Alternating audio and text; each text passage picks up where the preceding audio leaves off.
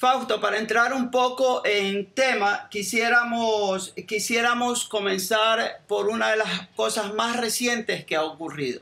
¿Cuál es el monto de la deuda ecuatoriana en este momento? ¿O con cuánto quedó la deuda con el presidente, en el gobierno del presidente Correa? Segundo, esa medición se hace en base a lo establecido por el Fondo Monetario Internacional. Y tercero, ¿cuál es el criterio que debe usarse, el criterio técnico que debe usarse para determinar si un país está endeudado o sobreendeudado? Aclaremos este embrollo que ha armado la Contraloría General del Estado sobre la deuda pública. La Contraloría General del Estado en estos momentos se ha convertido en un instrumento de persecución política para todos los funcionarios que estuvimos colaborando con el gobierno progresista del presidente Rafael Correa Delgado. El tema de la deuda es simple. La estadística de la deuda a nivel mundial se puede medir de dos formas. Una forma agregada y una forma consolidada. Eso lo toma automáticamente el reglamento y la toman las leyes de la República del Ecuador, que parten desde la Constitución del año 2008. En su artículo 290 dice que la deuda se origina de la diferencia entre los ingresos y gastos que tiene el presupuesto. Eso genera un déficit y el déficit tiene que ser financiado con endeudamiento público.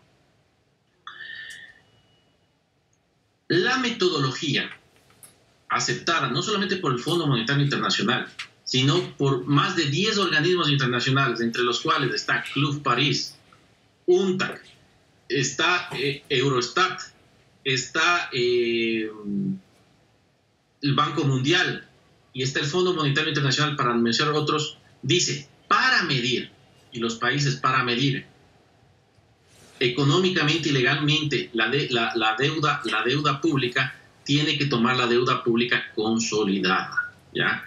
Para sacar los indicadores ingreso PIB, gasto PIB y deuda PIB. Eso está muy claro y está en los manuales del Fondo Monetario Internacional. Ahora, aclaremos el concepto de lo que pone el Fondo Monetario Internacional. Primero, el Fondo Monetario Internacional sabe esto desde el año 2016 y en toda su estadística del 2017 nunca puso lo que puso ahora en abril del 2018, que dice que ellos toman la deuda agregada, no del sector público, del sector del gobierno general, que es otro concepto que no está en la legislación ecuatoriana. La legislación ecuatoriana dice toda la deuda del sector público. Y dentro de la deuda del sector público está el IES, Petroecuador y está el Banco Central, porque son parte del sector público según la Constitución de la República.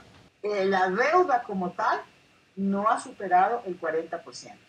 Y entonces ahí es deuda a la final, pues, ministro.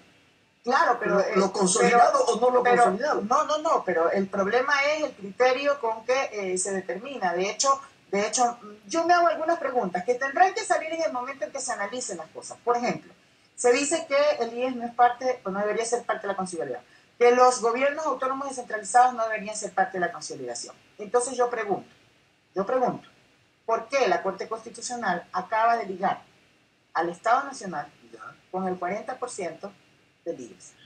Además, el Fondo Monetario, en esta afirmación que había hecho, ellos también afirman una cosa. Ellos utilizan el manual de 1986. Es decir, casi 30 años antes. Los manuales a partir del 2001, 2011 y 2014 dicen claramente que la mejor metodología para medir el índice deuda-PIB es deuda pública consolidada. Es decir, que no existirían, digamos, argumentos técnicos que permitan pensar de que hubo un mal cálculo de la deuda. Y otra cosa, compañeros, ellos incluyen en su deuda agregada dos variables, que son los certificados de tesorería y las preventas petroleras. Pero, ¿por qué consolidan las preventas petroleras consolidadas? Porque antes de la Constitución del 2008, ese tipo de operaciones sí constituían endeudamiento público. ¿Por qué? Porque la Constitución porque la ley que manejaba ese tipo de operaciones era la LOAFIC de 1977. Han pasado más constituciones del 77, la constitución del 98, que eran compatibles con esa legislación. Pero la ley de la constitución del año 2008 no es compatible con la legislación actual. Por eso se actualizó. Y claramente dice que toda deuda pública tiene que financiar programas y proyectos. Pero los CETES y la preventa petrolera son instrumentos financieros que no financian proyectos, sino financian la liquidez del sector público. ¿Qué quiere decir esto? No por un CETE que se hace de 30 días no puede ser un programa o proyecto. Se hace, es por liquidez de caja o liquidez de la economía. Es otro tipo de instrumentos. Y automáticamente el Código de Planificación y Finanzas Públicas, que hoy rige las finanzas públicas, tiene que excluir eso de la deuda pública. O sea, la legislación ecuatoriana adaptada a la Constitución del 2008 claramente señala qué es deuda pública y qué no es deuda pública. Y eso también lo dice el Fondo Monetario. Lo que pasa es que como hay un cerco mediático, lo que hacen es solo poner lo que les conviene. Pero lo que dice exactamente el Fondo Monetario, aparte de decir no utiliza deuda agregada, utiliza otra cosa, el 40%, lo que dice el Fondo Monetario es que el 40% válido es lo que dicen las autoridades y la legislación ecuatoriana. Y en este caso, la legislación ecuatoriana vigente dice que es el 40% deuda PIB de deuda consolidada. Ahora, lo que yo puedo afirmar respecto a la primera pregunta para llegar a esto es que en el gobierno del presidente Rafael Correa nunca se pasó el 40% de deuda consolidada. Tan es así que el gobierno actual manda 2 presupuestos con la misma fórmula y hace la afirmación a la Asamblea Nacional que la deuda pública no está pasada en el 40%. Pero, compañeros, el problema no es si está pasada o no está pasada. El problema es el daño que están haciendo al país, el daño económico y también el retroceso que hemos llegado.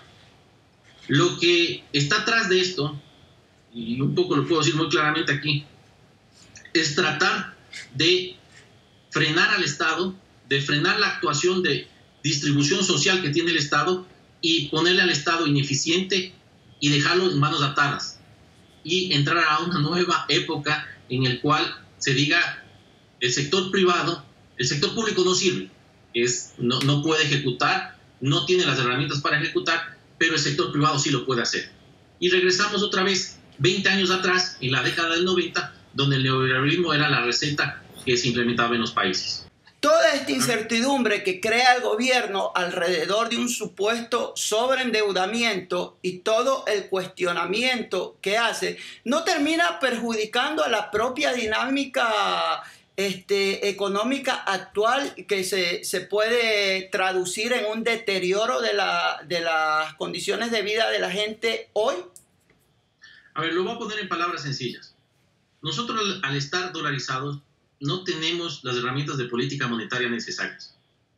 Y nuestra base monetaria, es decir, los dólares que necesitamos para que la economía tenga dinamismo económico, redundando esto, o sea, que haga crecimiento, que las actividades económicas del sector privado, de las personas, de la gente, funcionen, depende de los dólares que entran y los dólares que salen. Poniéndolo en perspectiva, es una piscina. Si una piscina está en un nivel más o menos, la economía puede seguir andando. Pero si ustedes o se bloquea por un capricho y por una persecución política de la Contraloría, los dólares que ingresan normalmente por endeudamiento público, eso significa que los dólares que entran son menos a la economía. Por consiguiente, la economía se va a ver afectado en su liquidez dentro de la economía. Es como un motor de un carro que comienza a perder aceite y poco a poco se va como restringiendo o volviéndose más pesado el manejo económico.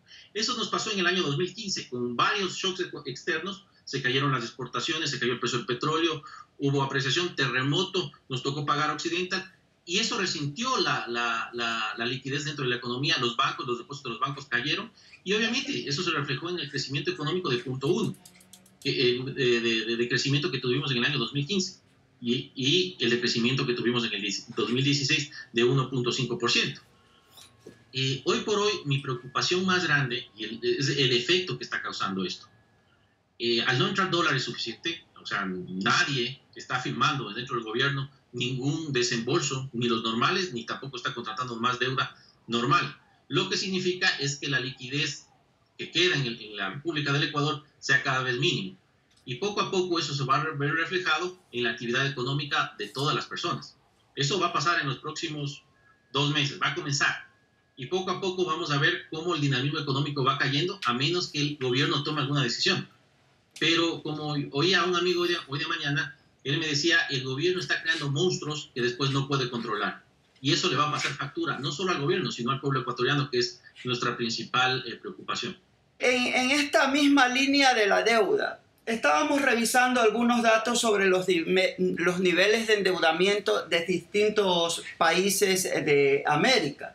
Y veíamos, por ejemplo, que en Estados Unidos tiene un endeudamiento del 107.17% respecto del PIB.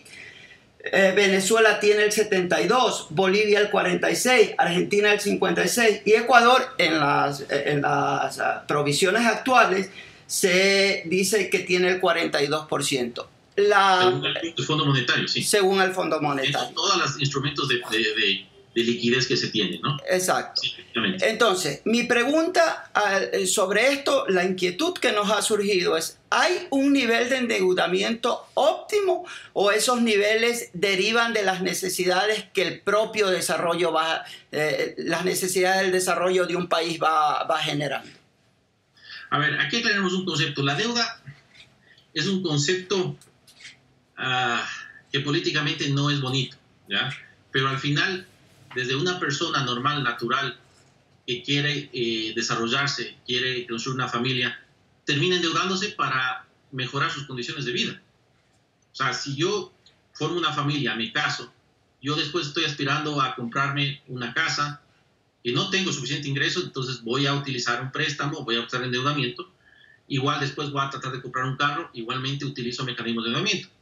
Esto lo pongo como simplificado para decir, bueno, los estados a un nivel mucho más alto necesitan financiamiento para financiar su desarrollo. Y lo que pasaba en el Ecuador es que en los 70 un poco se utilizó ese mecanismo, pero no se logró mantener esos niveles de formación bruta de capital. En los 80 y 90 el Estado se minimizó completamente, completaron las otras cosas, pero no pudieron mantener lo que se llama en desarrollo el stock reproducible, ¿ya? Si nosotros hacemos una reproducción 10 años antes, nuestro sistema vial era el peor de América Latina, competíamos de hecho de los últimos años, había cortes de luz,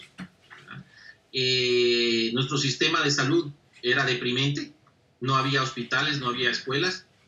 Para eso los estados necesitan acelerar ese tipo de infraestructura y para lo cual se requiere financiamiento. Con esto, en conclusión, quiero decir que la deuda no es buena ni mala per se, depende en qué se usa. Y aquí hagamos nuestra producción. La Constitución del 2008 claramente dice que la deuda pública tiene que utilizarse en inversión. Y lo que se hizo estos años es utilizar esa deuda pública en inversión. Y está a la luz de los días, o sea, en todo el Ecuador podemos ver dónde está el stock. Y claro, dicen, se aumentó la deuda. ¿A qué nivel se aumentó? A un nivel que todavía no llega a lo que nosotros teníamos en los 80 y 90. En los 80 y 90 superábamos el 80 o 90% de deuda PIB en el Estado ecuatoriano. Hoy, en el peor de los casos, como dice el Fondo Monetario, incluyendo otras cosas que no están en la legislación ecuatoriana, llegaríamos al 42% en deuda agregada. Y si ponemos en consolidada, estamos debajo del 40%. Por decirle una cosa, compañero, el Estado ecuatoriano puede perfectamente tener acceso a créditos de 2.500 millones de dólares todos los años a una tasa menor al 3-4%. Y la amortización de deuda es como 3.500 millones de dólares aproximadamente. O sea, lo que podría el Estado necesitar adicional en los próximos eran 1.000 millones adicionales. Pero lamentablemente cuando se politiza el manejo técnico económico a un nivel tal, porque o sea, la economía es política per se y es una ciencia social, no son números, es gente concreta, gente que come, gente que se alimenta. No es una entelequia matemática ni física. tenemos estos problemas. O sea, el financiamiento ahora, desde que comenzó la persecución de la Contraloría, es 120 puntos básicos más. Esto es 1.2% adicional de costo financiero. ¿Por qué? Porque el riesgo país pasó de aproximadamente $490, 490 puntos, hoy estamos aproximadamente en 629, 630 puntos. Es mucho dinero en el cual están perdiendo los ecuatorianos. Y al satanizar todas las alternativas de financiamiento que tenía antes del gobierno, ha provocado una cosa no interesante, perjudicial para el pueblo ecuatoriano. Si comparamos las cifras del 2016, saliendo de una crisis con problemas fuertes que tuvimos, eso no se acuerdan. Mucha gente, y aquí un paréntesis, compañeros, mucha gente pareciera que no pasó nada. Por el manejo económico, de política económica que hizo el anterior gobierno, hubo problemas, hay desempleo, no pudimos pasar la tormenta perfecta que decía el presidente Correa, pero no se sintió como debería sentirse una crisis. Pues pareciera como que si no hubiéramos tenido una crisis tan grave.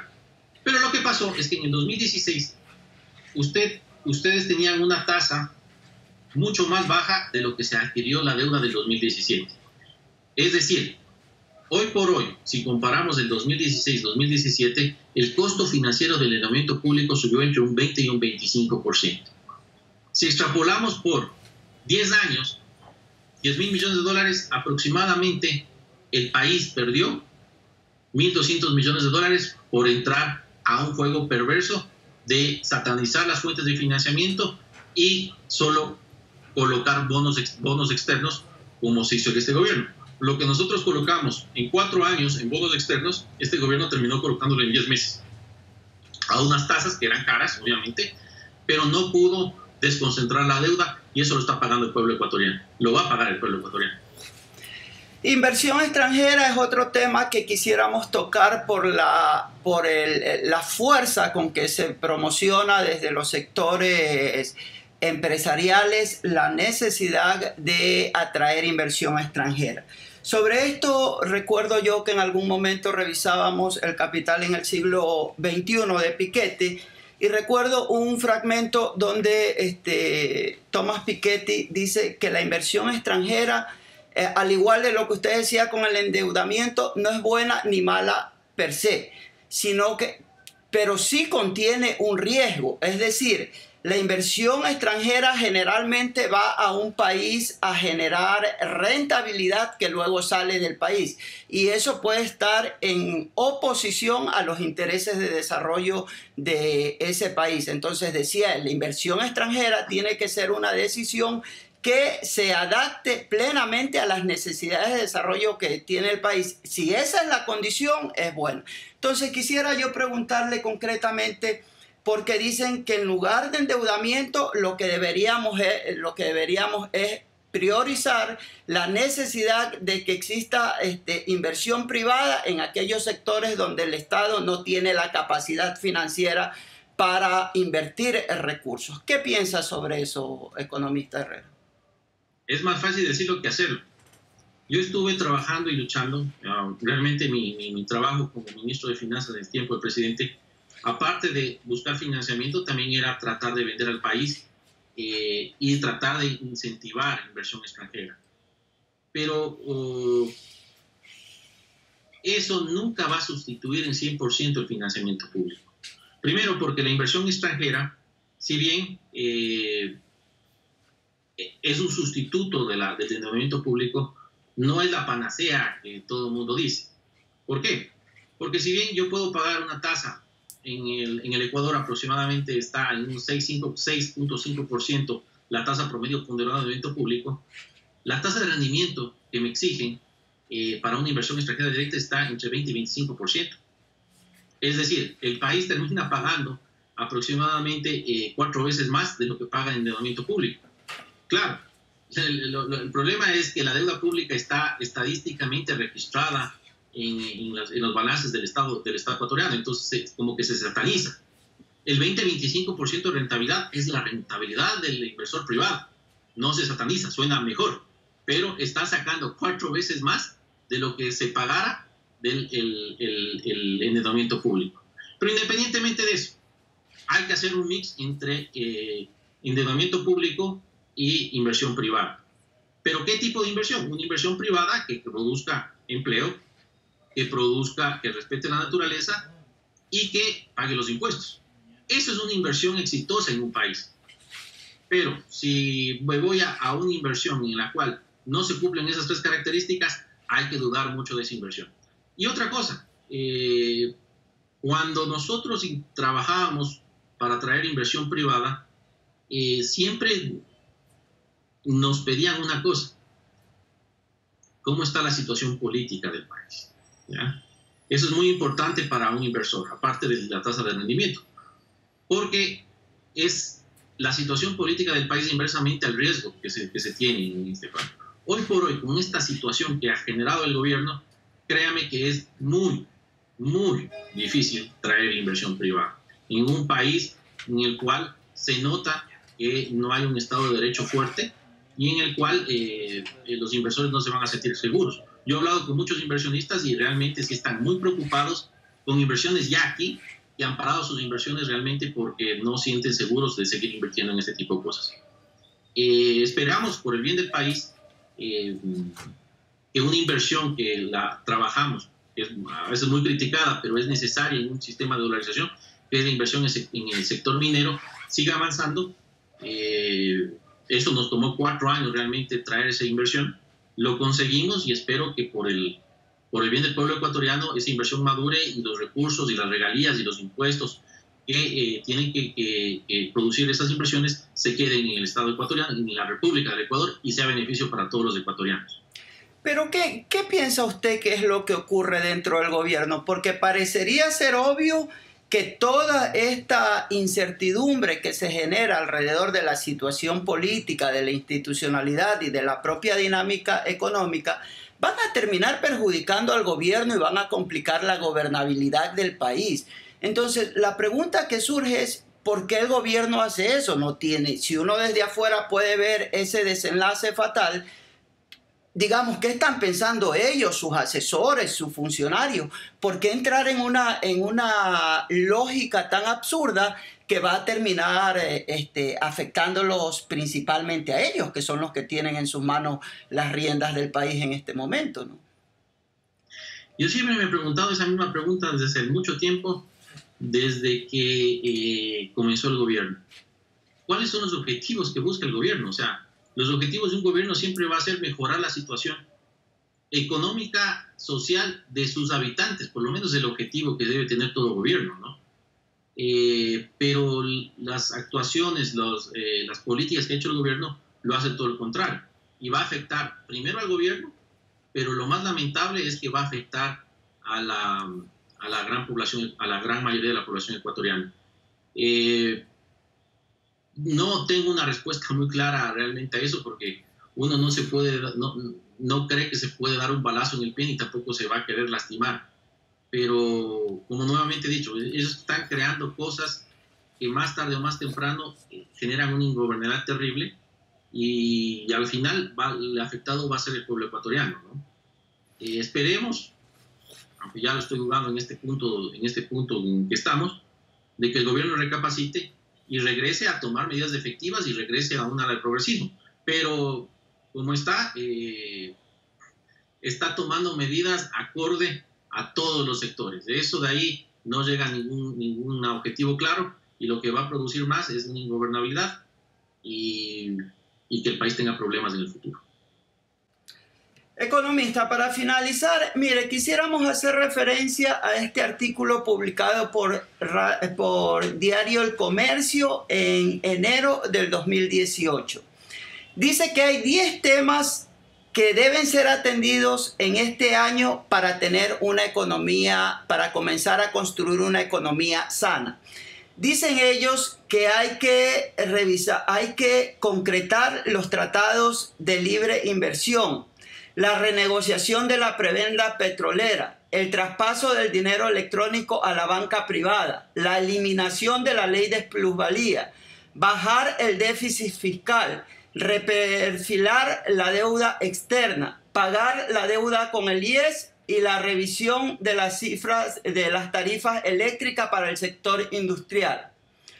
junto a la paralización de la economía, decía en aquel artículo el diario El Comercio, que eran los temas centrales que debían tener una solución en los términos que planteaban las cámaras de la producción para que la economía comience a funcionar aceitadamente, por decirlo de alguna manera.